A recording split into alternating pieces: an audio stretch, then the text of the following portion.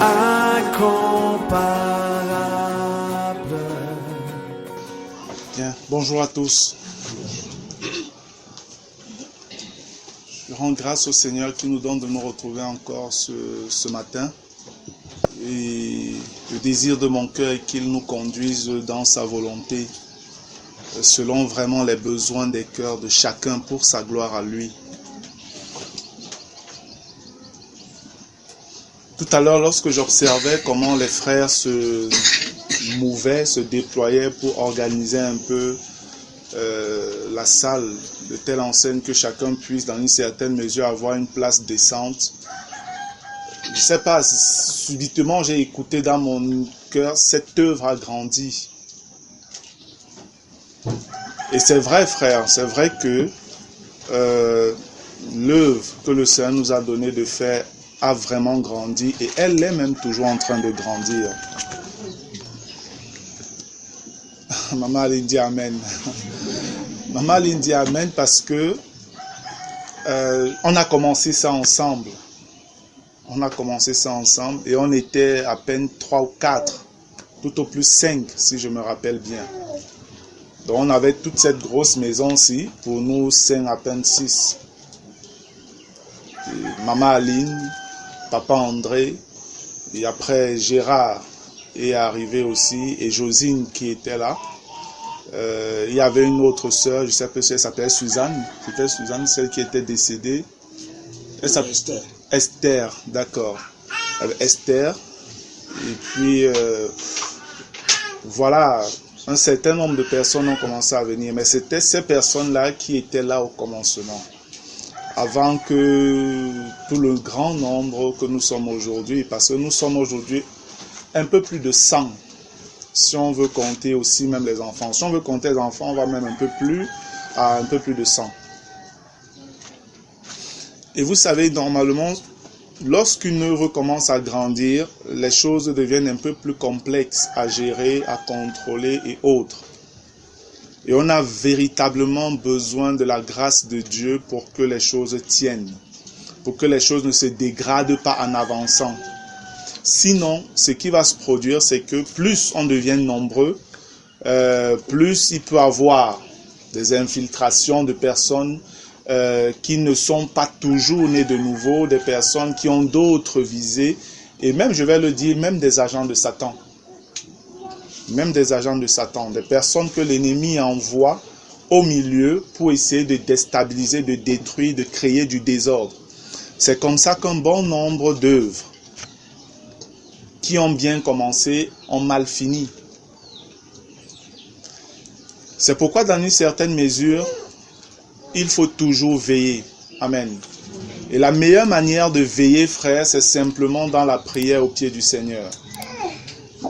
Personne ne peut faire véritablement le policier ou le gendarme dans une assemblée des saints si ce n'est par l'action du Saint-Esprit.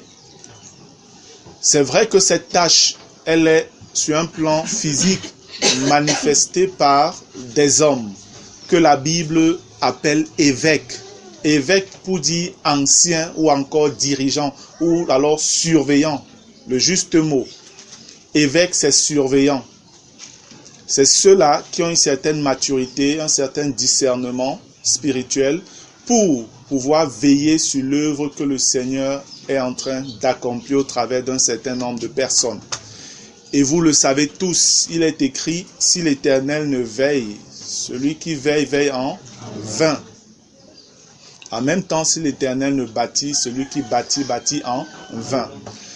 Toute œuvre, pour qu'elle soit spirituelle, doit se rassurer que les sources, les fondations, les fondements et toute autre chose qui participe au fonctionnement de l'œuvre est réellement bâti sur le Seigneur. Et bien aimé, il n'y a qu'un seul moyen pour véritablement le savoir. Un seul moyen. Quel est le message fondamental qui est annoncé, qui est prêché, qui est crié dans les oreilles pour que cela descende dans les cœurs, donc dans l'esprit de ceux qui sont là constamment. Un seul point, et ce point c'est le message de la croix. Amen. C'est le message de la croix qui vous donne d'avoir l'assurance que vous êtes toujours sur le bon terrain. Dès que vous mettez le message de la croix à côté, ne vous inquiétez pas. Ce n'est pas que vous allez forcément tomber, vous avez déjà échoué. Si le message de la croix est mis à côté, vous avez déjà échoué. Parce que nous, enfants de Dieu, nous sommes nés de nouveau par la grâce du Seigneur au travers de sa parole et de l'Esprit, afin de pouvoir marcher comme notre Maître, le modèle Jésus-Christ a marché.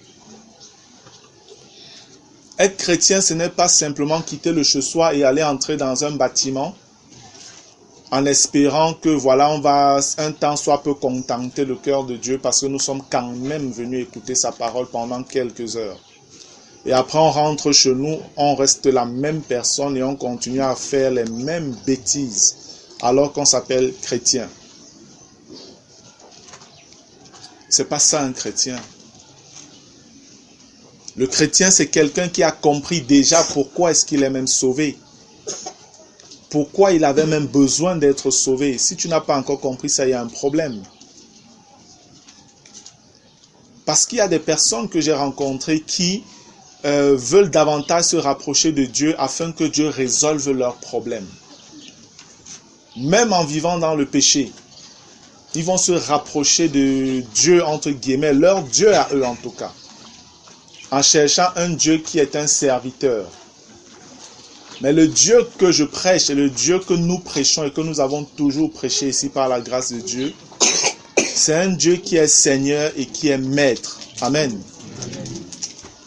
Et qui nous apprend que nous sommes ses serviteurs et ses esclaves. Et nous devons nous tenir à notre place en tant que serviteurs et esclaves de ce grand Dieu-là. En comprenant que c'est un privilège, c'est une grâce qu'il nous fait de lui appartenir. Et nous devons lui rendre grâce pour chaque chose qu'il manifeste dans notre vie. Je vous l'ai déjà dit et je veux encore le redire. Les hommes, pour la plupart, ont compris que nous sommes sauvés parce que c'est ça, Dieu nous aime et puis voilà, Dieu ne veut pas que nous allions en enfer et autres. C'est pas faux. C'est là écrit aussi. Car Dieu a tant aimé le monde qu'il a donné son Fils unique afin que quiconque croit en lui ne périsse point, mais qu'il ait la vie éternelle. Mais je veux que vous sachiez que notre salut n'est que la résultante d'une véritable histoire d'amour entre un père et son fils. Amen. Comprenez-le. Si tu es enfant de Dieu, si tu es né de nouveau, sache qu'au-delà du fait que Dieu nous a aimés ou Jésus nous a aimés, Jésus a d'abord aimé son Père. Amen. C'est d'abord son Père qu'il a aimé. Et le Père a aimé le Fils avant la fondation de toutes choses. Il y avait un amour parfait entre le Père et le Fils. Je ne veux pas parler du Saint-Esprit là-dedans parce que c'est lui qui est la manifestation aussi de cet amour-là dans la divinité chrétienne. Mais la Bible nous parle davantage de l'amour du Père et du Fils et l'amour du Fils pour le Père. Et sachez que Dieu, dans son plan parfait, lui qui a la position d'initiateur de toutes choses, lui le Père, Père étant Abba, Abba parlant de l'origine, de la source. C'est ce que Abba veut dire. L'origine, la source de toutes choses. Et il y a un Dieu que la Bible prénomme comme Dieu le Père. C'est lui qui est l'initiateur de toutes choses. Et le Père, dans son plan parfait, poussé dans son amour, a fait les choses qu'il a faites. Il avait dans cela en lui et qu'il voulait voir manifester. Avec le Fils, ils l'ont accompli sous la puissance du Saint-Esprit. C'est pourquoi nous sommes là, c'est pourquoi on peut voir tout ce que nous voyons. Et nous devons savoir que l'ennemi, Satan, est venu créer du désordre, le chaos dans la perfection de Dieu. C'est ce qui a poussé le Fils à quitter le royaume de gloire, dans le ciel où il était, pour venir sur la terre, afin de faire une œuvre de recouvrement, récupérer tout ce que le Père avait pensé au commencement, que l'ennemi a souillé, afin de ramener toutes choses à la perfection. De la même manière, que dans l'ancienne alliance, tout était purifié par le sang des animaux, afin que cela soit mis à part pour le Seigneur, c'est ainsi que dans la nouvelle alliance, tout est purifié par le sang de Jésus-Christ de Nazareth. Amen. Pour que tout soit mis à nouveau en communion avec le Père. Et Christ l'a accompli de manière parfaite afin de réconcilier toutes choses pour le Père à nouveau, à la gloire du Père. Je veux que vous compreniez, bien-aimés, que si nous sommes aujourd'hui sauvés, nous sommes simplement la résultante de l'amour d'un fils pour son Père. Le Père a voulu racheter l'humanité et il a cherché qui pouvait venir le faire afin que sa joie soit à nouveau parfaite. Parce que sa joie a été ternie par ce que l'ennemi a fait comme désordre. La Bible nous fait comprendre qu'il n'y a eu personne qui était prêt à payer le prix. Personne. Ni dans le ciel, ni sur la terre, ni dans la mer, ni même plus bas que la mer. Personne. C'est le Fils qui a dit au Père, moi, j'irai pour faire au Père ta volonté. C'est ce que nous révèle le livre d'Hébreux. Donc en réalité, si aujourd'hui nous sommes sauvés parce que le Fils a vu la joie de son Père qui a été ternie à cause du désordre qui a été fait. Et le Fils a décidé de revenir récupérer ce qui était la propriété de son Père afin de restaurer toutes choses parfaitement et même dans une dimension plus glorieuse encore, tout cela à la joie parfaite du Père. Et nous faisons partie de cette création-là que Jésus récupère. Amen. Et si Jésus nous rachète de la souillure du péché, bien aimé, ce n'est pas pour que nous continuions à vivre dans le péché. C'est qu'il y a problème quelque part. C'est pourquoi le Seigneur, lorsqu'il nous rachète là, il finit par nous dire « Soyez parfaits comme votre Père Céleste est parfait ». Parce que l'image qu'il met devant nous, ce n'est même pas son image à lui, c'est l'image de son Père. Soyez saints car je suis saint. Tel est le langage de l'Éternel depuis l'Ancienne Alliance. Tu ne peux donc pas être un chrétien et tu continues à mener une vie qui est loin du standard que le Christ a dû payer par sa vie, son sang, afin de t'élever ainsi. Mais je veux encore le dire, bien-aimé, la seule chose qui puisse nous donner de tenir ferme et de pouvoir satisfaire le cœur du Fils et le cœur du Père et même le cœur du Saint-Esprit, c'est la puissance de Dieu seul qui peut nous donner d'y arriver. Et cette puissance de Dieu, la Bible nous la définit comme étant l'évangile. L'évangile est la puissance de Dieu.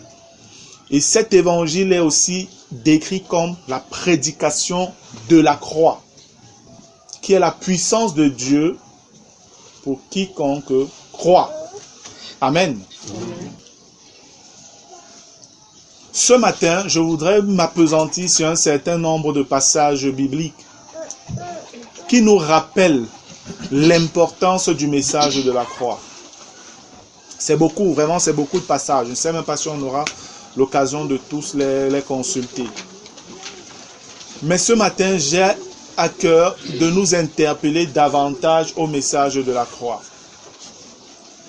L'importance de ce message. Si tu veux mener une vie chrétienne victorieuse, à la hauteur, au standard de Dieu, bien-aimé, il est important pour toi que tu connaisses le message de la croix et de la marche par l'Esprit.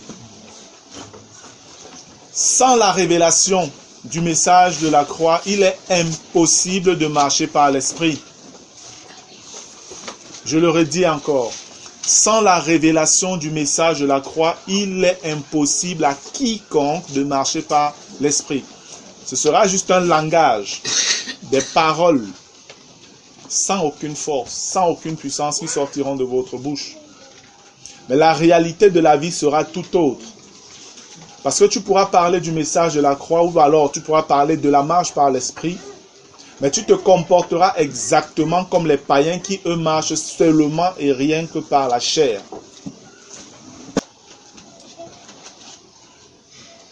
La croix est un instrument de mort,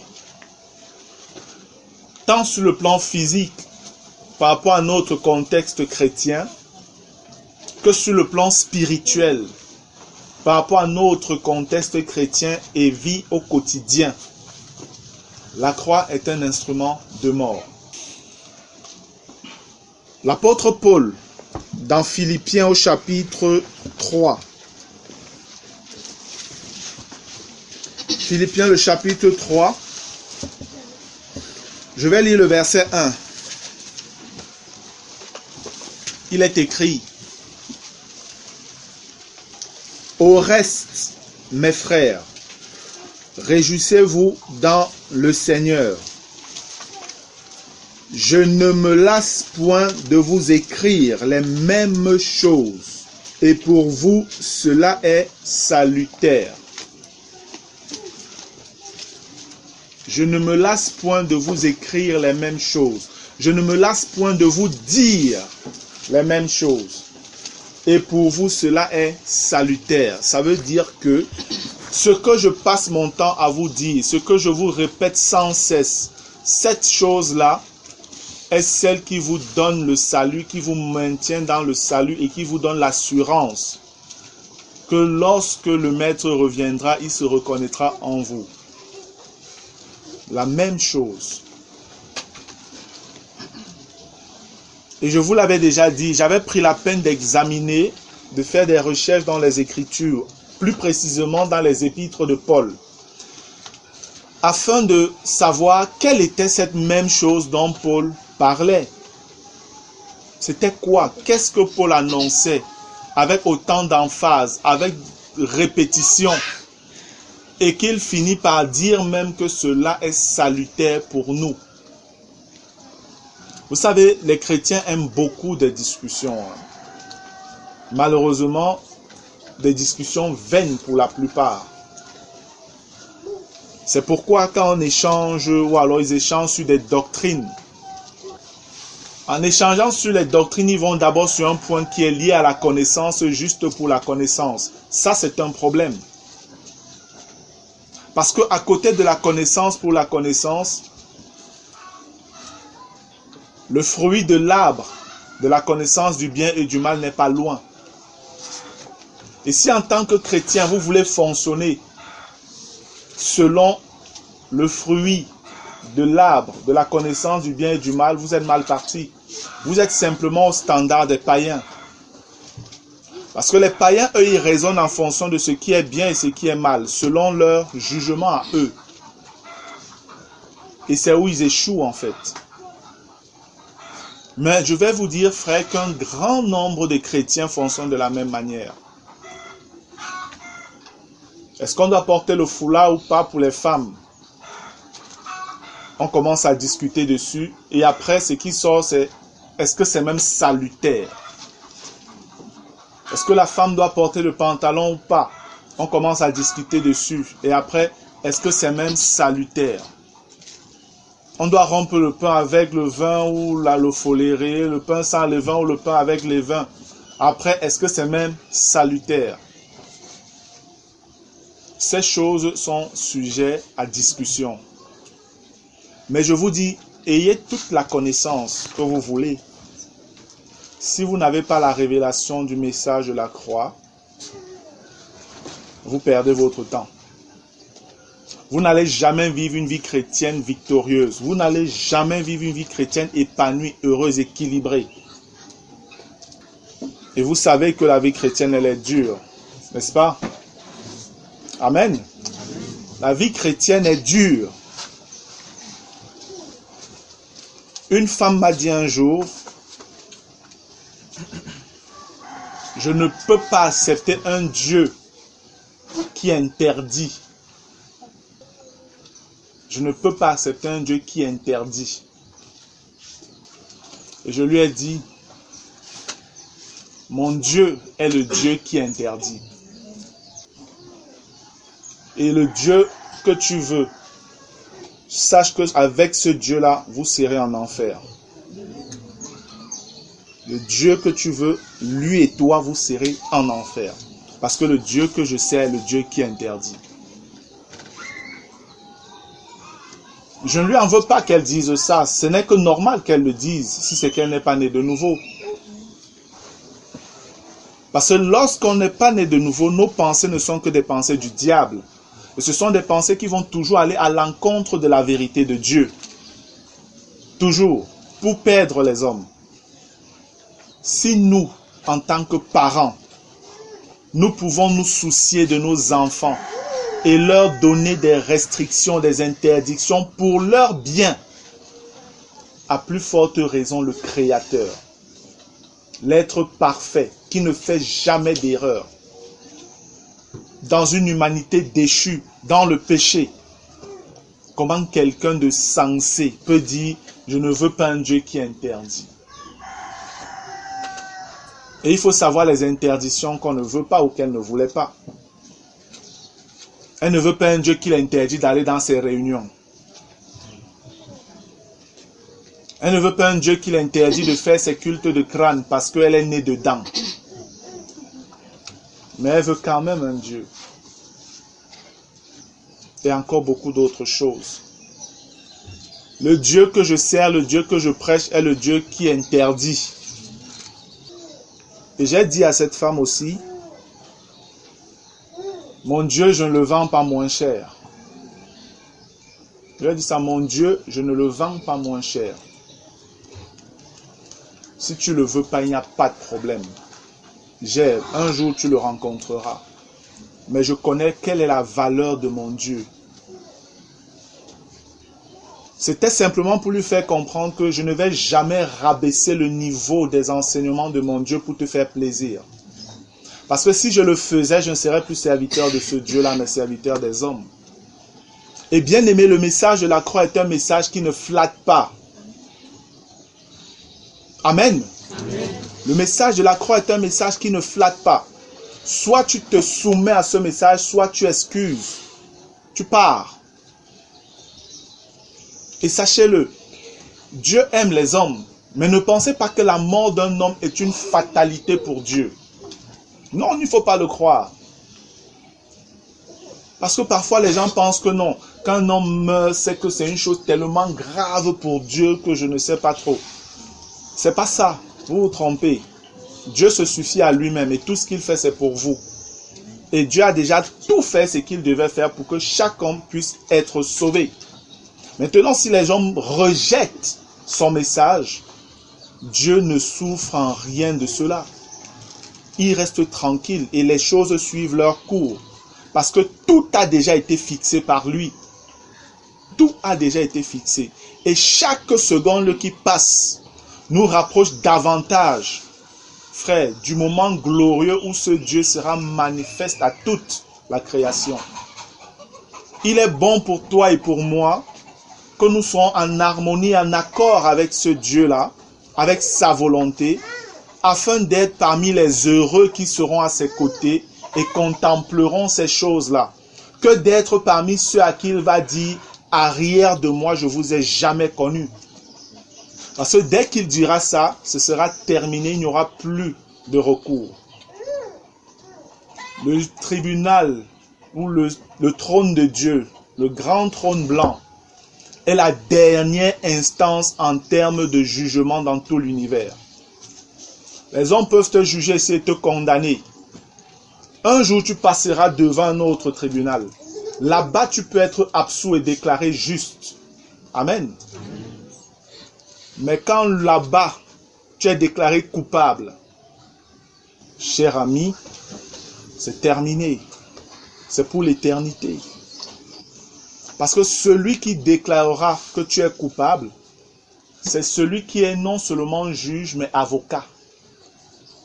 Il sera avocat pour toi si tu as accepté de fonctionner selon les principes de son Père qu'il t'a annoncé à l'avance. Alors il te défendra.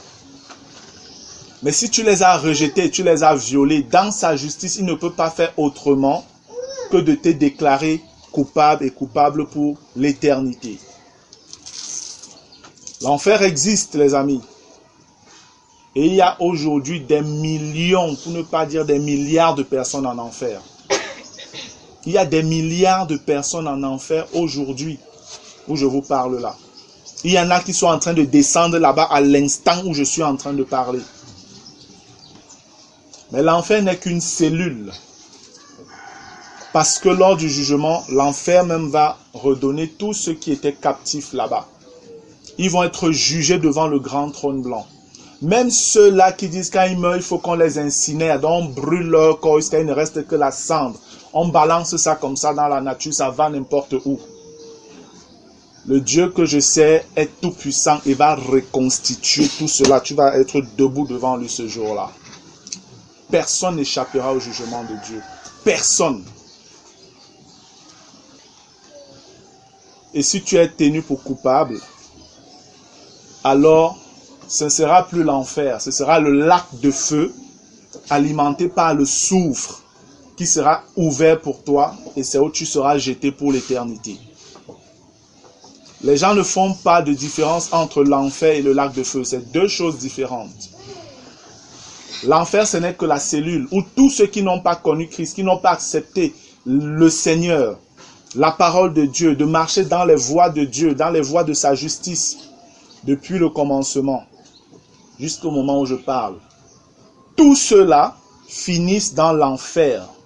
C'est ça que la Bible appelle aussi le séjour des morts. Mais ce n'est pas pour l'éternité l'enfer.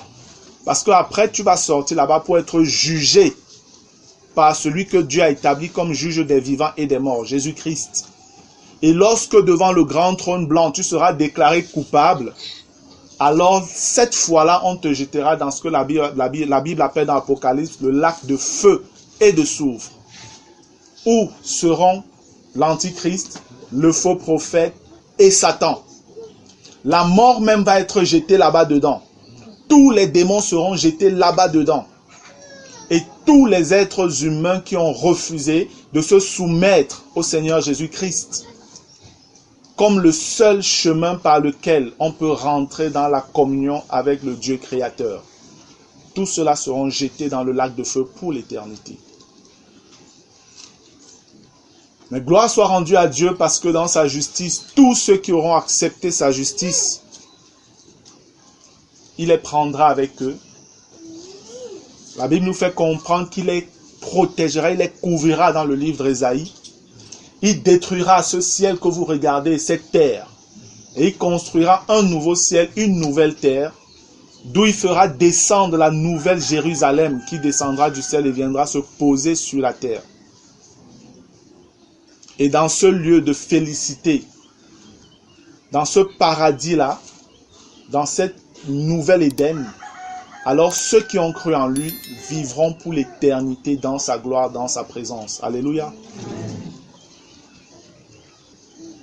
Le paradis va revenir sur la terre. Parce que paradis veut simplement dire lieu de félicité. C'est ça paradis, lieu de félicité. Un lieu où il n'y aura plus de pleurs ni de larmes. Les pleurs, les larmes de douleur seront totalement effacées. Et s'il y a des gens qui pleurent là-bas au paradis, ce sera des pleurs de joie, des pleurs d'une joie immense. Oh, je crois qu'il y aura des larmes au ciel, mais des larmes de joie immense. S'il y a un vêtement un jour qu'on pourra presser comme ça, et qu'on voit les larmes couler sur ce vêtement, ce sera le vêtement de Jésus. Ce sera le vêtement de Jésus. Parce que le milliard de personnes qui auront cru là, ils voudront tous tomber sur lui, tous l'embrasser, tous seront là en train de pleurer de joie sur lui et tous ses vêtements seront mouillés de larmes, mais des larmes de joie. Amen. Et dans son amour, il essuiera même ces larmes-là, en leur disant, votre combat est terminé. Maintenant, vous pouvez vous reposer. Votre combat est terminé. Disposez du royaume, disposez de tout ce qui a été préparé pour vous. Jouissez pleinement de cela pour l'éternité. Et on passera le temps dans ce lieu de merveille. Frère, aucun homme ne peut réellement décrire ce que sera l'éternité avec Dieu. Aucun homme. On peut simplement essayer de s'imaginer cela, mais toute notre imagination rassemblée ici sera toujours limitée. Amen. Parce que ce qui sera créé, la Bible nous dit que c'est Dieu qui sera l'architecte et le constructeur. Alléluia. Il ne va pas faire les plans et puis non, il est architecte et il construit. Waouh. Les cœurs qui n'ont pas compris encore cela sont encore séduits par les choses de la terre. Sont distraits par les choses de la terre. Courent jour et nuit pour les choses de la terre. Alors que ce sont des choses qui sont vouées à la destruction par le feu. Par le feu. Tout part comme ça. C'est pourquoi le Seigneur parle des richesses incertaines. On ne doit pas s'accrocher à cela. Mes frères, je vous dis toutes ces choses-là. Et je veux vous dire encore, vous pouvez avoir toute la volonté du monde pour ne pas vivre autrement que Dieu le veut, mais si vous n'avez pas compris le message de la croix, vous perdez votre temps. Vous allez échouer. Vous allez échouer, même si vous êtes né de nouveau. Ce sera une constante bagarre. Toujours bagarrer avec le péché. Toujours bagarrer, tomber. Après, vous demandez même, est-ce que c'est même vrai cette histoire? Est-ce qu'on peut réellement vivre comme un chrétien, marcher comme la Bible la demande? Oui, c'est possible. Amen. Mais il faut savoir comment. Par la grâce de Dieu, il y a plein d'enseignements qu'on a déjà fait là-dessus, qui expliquent comment marcher par l'esprit. Qu'est-ce que le message de la croix? Comment marcher dans la victoire sur le péché? Vraiment, je pense un bon nombre parmi vous, vous avez cela. Ce que j'ai envie de faire vraiment davantage ce matin, au-delà de cette exhortation que je donne là, c'est vous montrer que l'apôtre Paul, qui est celui que Dieu a choisi pour lui accorder la révélation de l'Église, la révélation du plan de salut que Dieu a réservé pour l'humanité, et pas simplement pour l'humanité, pour la création entière, que celui-là, il n'avait qu'un seul message qui lui importait. C'était annoncer le message de la croix de Jésus-Christ. Amen. Et lorsqu'on parle du message de la croix, il n'est pas question du bois. Vous voyez aujourd'hui plein de personnes là dehors qui marchent avec des croix et tout ça là sur eux. Que ce soit en bois, que ce soit en or, que ce soit en argent ou en quelque autre matériau. Ça n'a rien à voir avec le message de la croix. Si tu veux, tu portes même tout un habit en croix. Tu veux, tu portes toute la croix sur toi. Tu continueras à marcher dans le péché. Tu continueras à marcher dans le péché. Ce dont tu as besoin, c'est de comprendre le principe de vie qu'est la croix. Amen. Le principe de vie qui vient de ce qui a été accompli sur le plan spirituel. Et c'est ce principe de vie-là qui vient de la croix, parce que de la croix nous mourons et après la croix nous ressuscitons en Christ. Alléluia. Amen. Et la croix véritable nous donne d'entrer dans le message de la résurrection. Et c'est dans la vie de résurrection qu'on a la victoire sur le péché. Donc la croix n'est que le principe divin de Dieu pour mettre à mort tout ce qui n'est pas de la nature de Dieu dans notre vie. C'est ça la croix quand on parle du message de la croix. Gloire à Dieu. Philippiens 3:1. Au reste, mes frères, réjouissez-vous dans le Seigneur. Je ne me lasse point de vous écrire les mêmes choses, et pour vous, cela est salutaire. Amen. Lorsque nous regardons, on verra que le Maître, Christ, a annoncé ce message-là. C'est ce que Jésus est venu nous annoncer, le message de la croix. Et c'est un message qui est difficile. La vie de la croix est une vie qui est dure. Mais je vous dis, il n'y a rien sur cette terre qu'un être humain peut traverser où la croix est exclue. Ce n'est pas possible pour un chrétien. Le Seigneur a parfaitement pourvu à tout ce qu'il faut dans le message de la croix, dans l'œuvre qu'il a accomplie à la croix, pour que chaque être humain, dans sa position, dans sa condition, puisse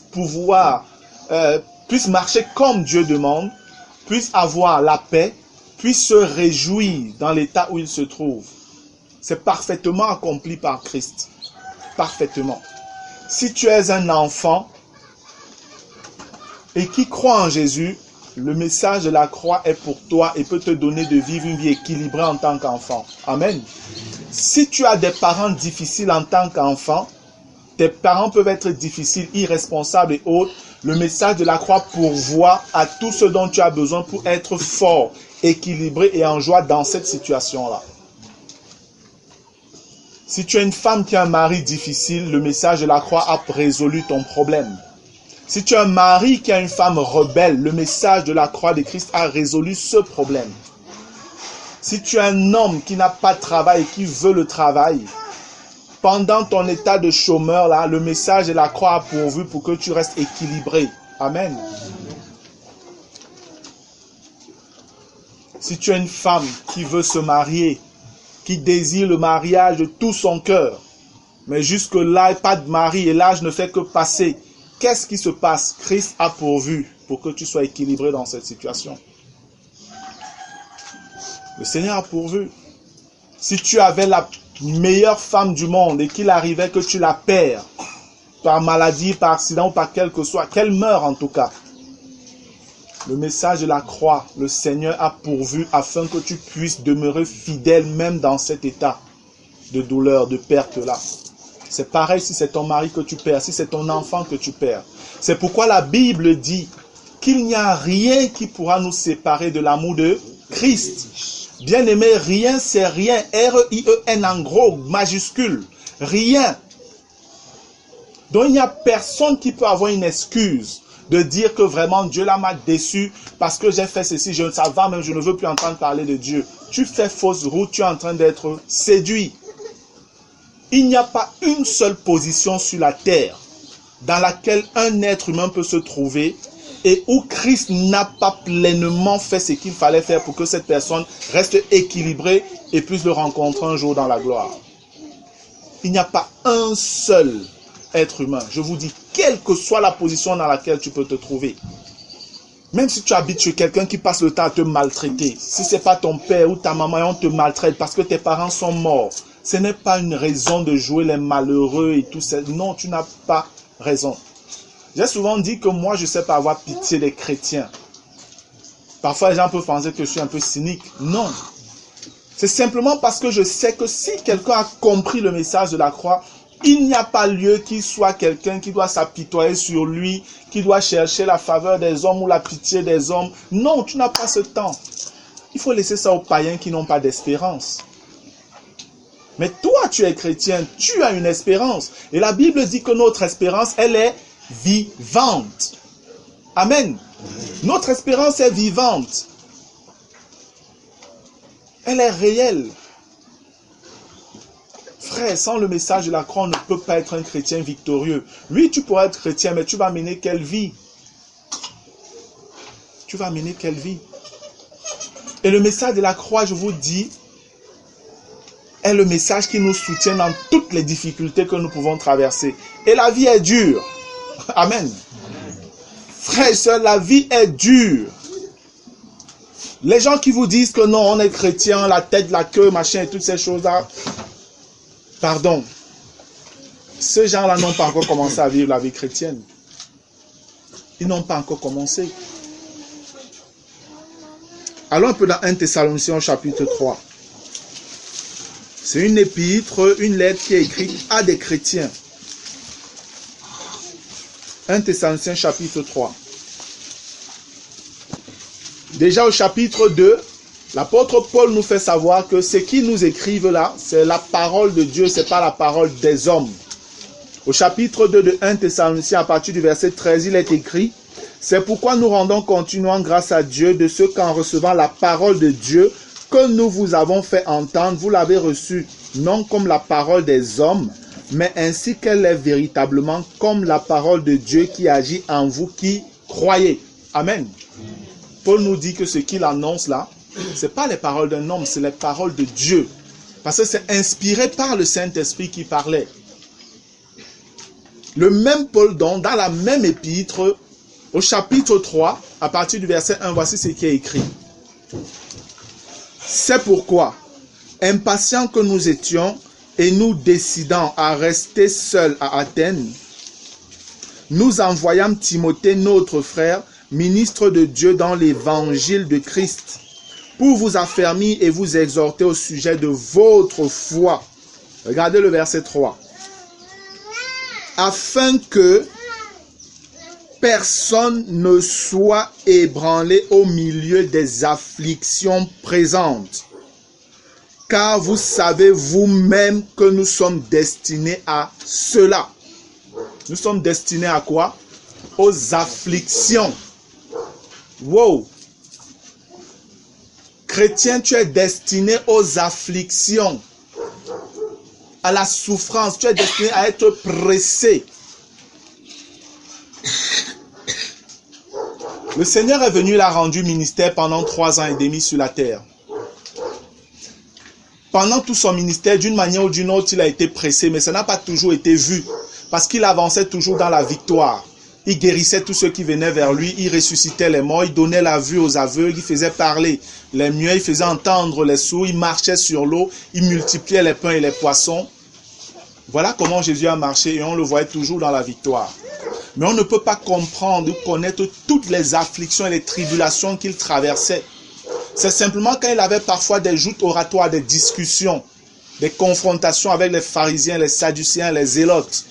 Tous ces gens qui venaient parfois l'acculer, qu'on peut voir que non, le Seigneur a quand même passé des moments difficiles.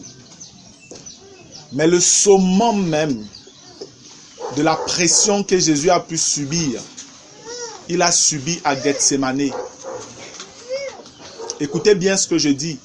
Le summum de la pression que Jésus a subi sur la terre, il a subi à Gethsémane.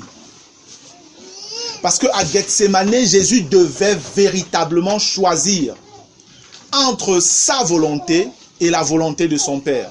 Amen. Et c'est souvent ce qui est difficile, frère. Est-ce qu'on fait notre volonté ou on fait la volonté de notre Dieu? Là, le maître a dû prendre un moment particulier pour être dans la lutte, dans la prière. Il a tellement lutté que sa sueur est devenue comme des grumeaux de sang.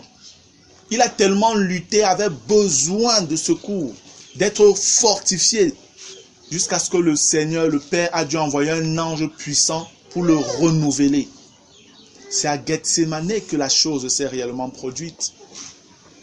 Quand la chose a été résolue à Gethsémane, alors il a commencé simplement à avancer vers la victoire. Amen. Il a commencé à avancer vers la victoire. À Gethsémane, ayant vaincu de soumettre sa volonté à celle de son Père, la croix n'était qu'un accomplissement d'une chose parfaite, déjà faite. Frère, je veux que vous sachiez que notre vie sur la terre au quotidien, c'est Gethsémane. Comprenez bien ce que je vous dis là. Ta vie sur la terre au quotidien, c'est Gethsémane. Tu es dans le lieu du pressoir. Toi, chrétien, tu dois être pressé. Si on demandait à chacun, s'il y avait de l'or, ici on demandait à chacun qui veut de l'or, tout le monde demanderait que moi. Et si on prend l'or, peut-être une pièce d'argent, je ne sais pas trop, ou un caillou, du bois, même un bois de grande valeur, parce qu'il y a les bois qui ont des grandes valeurs, n'est-ce pas? On prend un bois de très très grande valeur, et on prend aussi une petite masse d'or comme elle est à côté, et on te demande, qu'est-ce que tu veux? On va choisir quoi? L'or. Mais est-ce que vous savez comment l'or est formé dans le sein de la terre? Est-ce que vous savez comment l'or se forme dans le sein de la terre? Il faut des centaines d'années pour que l'or se forme et ait la valeur qu'elle a là. Il faut qu'elle soit purifiée dans le sol par beaucoup de choses pour que l'or ait la grande valeur qu'elle peut avoir. Frère, le Seigneur parle de nous comme des pierres précieuses. Amen. Et pour que nous soyons réellement ces pierres précieuses-là, Dieu nous a laissés dans ce monde après que nous soyons nés de nouveau, afin que nous soyons bien taillés par toutes les épreuves, toutes les tribulations, toutes les afflictions que nous traversons, sont pour faire de nous des pierres précieuses. Des choses que Christ pourra présenter au Père en disant, les voici, ceux que tu m'as donnés. Amen. Avec fierté, avec joie. C'est pourquoi la Bible nous dit que Jésus vient enlever une église sans tache, ni ride, ni rien de semblable, mais sainte et irréprochable. Alléluia.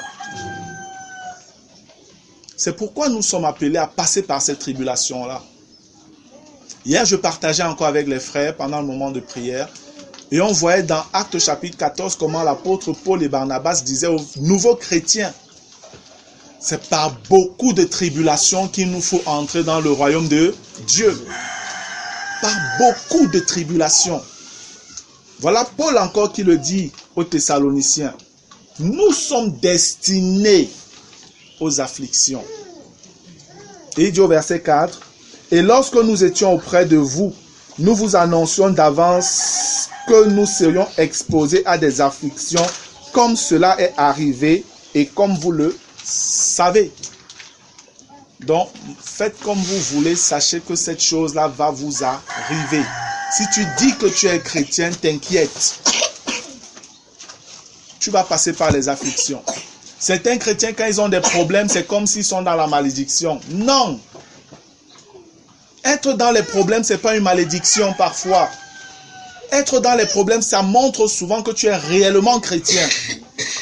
Un chrétien qui n'a aucun problème, je vous dis, il a un problème dans sa vie. Un chrétien qui n'a pas de problème, je vous dis, tu as un problème dans ta vie. Parce que le juste vivra toujours par la foi. Parfois, c'est bien que tu n'aies pas de travail, mais que tu aies un loyer que tu dois payer. C'est comme ça que Dieu va t'exercer pour que tu saches mettre ta foi en lui, afin qu'il pourvoie ton loyer. Parfois, tu as des enfants et tu n'as pas de boulot, mais il faut que ces enfants mangent. En tant que chrétien, tu as besoin d'être exercé dans ta foi pour que tes enfants mangent. Et Dieu est fidèle et il honore la foi de ceux qui le cherchent. Ne tremblez pas devant les problèmes. Devant les problèmes, cherchez la face de votre Dieu. Amen. Et souvenez-vous toujours que le chrétien doit vivre par la foi. Souvenez-vous toujours de cela. Les moments sont durs là dehors. Et je vais vous dire quelque chose. Ça va devenir de plus en plus dur. Nous sommes à la fin. C'est ce que la Bible a prophétisé. Ça va devenir de plus en plus dur, bien-aimés. Vous avez donc besoin d'être fortifié dans votre esprit. Nous avons besoin d'être fortifiés dans notre esprit. Il y a une grosse vague là dehors qui est en train de souffler, qui ramasse un certain nombre de frères et sœurs avec qui on a marché au début. Des gens qui étaient même zélés pour le Seigneur. Mais aujourd'hui, tu entends, tel est tombé dans l'adultère. Tel a abandonné son mari, tel a abandonné machin, tel est parti, tel a rétrogradé, tel est maintenant ci, tel est maintenant ça. Aujourd'hui, tel annonce déjà ci, tel annonce déjà ça. Totalement éloigné des choses du commencement. Bien-aimé, je n'ai pas commencé ma vie chrétienne en connaissant ce que c'est que le message de la croix. Et j'ai dansé comme tous les chrétiens là, montait et descendait, montait et descendait. Quand j'étais un peu en haut, j'étais très content, je pensais qu'il était très spirituel. Mais juste 2-3 jours après, je me retrouve dans le trou. Après, je fais l'effort, je remonte encore. Je crois que non, j'ai vaincu tous les péchés du monde. Je suis le plus fort. 2-3 jours après, boum, je suis retombé. Qu'est-ce qui se passe? Peut-être je n'avais pas bien prié, je n'avais pas bien jeûné. Je prends 2-3 jours de jeûne. Après, je me relève un peu. Boum, je suis là à la montagne. Dès que j'ai rempli le jeûne ce soir, le lendemain, boum, je suis tombé. Qu'est-ce qui se passe? Simplement parce que je ne connaissais pas encore ce que c'est que le message de la croix et comment marcher par l'esprit. Et la majorité des chrétiens fonctionnent comme ça. Il est possible de marcher dans la victoire sur le péché. Amen. De marcher sans plus avoir une psychose, une grosse crainte, une grosse peur du péché. Non, tu vis ta vie. Alléluia. pour mieux tu vis la vie de Christ en toi. Amen. Si je vis, c'est plus moi qui vis. C'est Christ qui vit en moi. C'est une réalité, frère. Le message de la croix est dur. Et sachez-le, les chrétiens sont appelés à vivre dans l'affliction. Ils sont destinés à cela. Ils sont destinés à cela. Donc si tu es nouveau là, nouveau chrétien, nouveau baptisé et tout, et si on a fait l'erreur de te dire que non, viens à Jésus, tu n'auras plus de problème, on t'a menti. Je veux corriger ça aujourd'hui. Si tu es venu à Jésus, sache que tu auras plus de problèmes que quand tu n'étais pas en Jésus. Je répète encore, si tu es venu à Jésus pour ne plus avoir des problèmes, sache que tu auras plus de problèmes que quand tu n'étais pas en Jésus.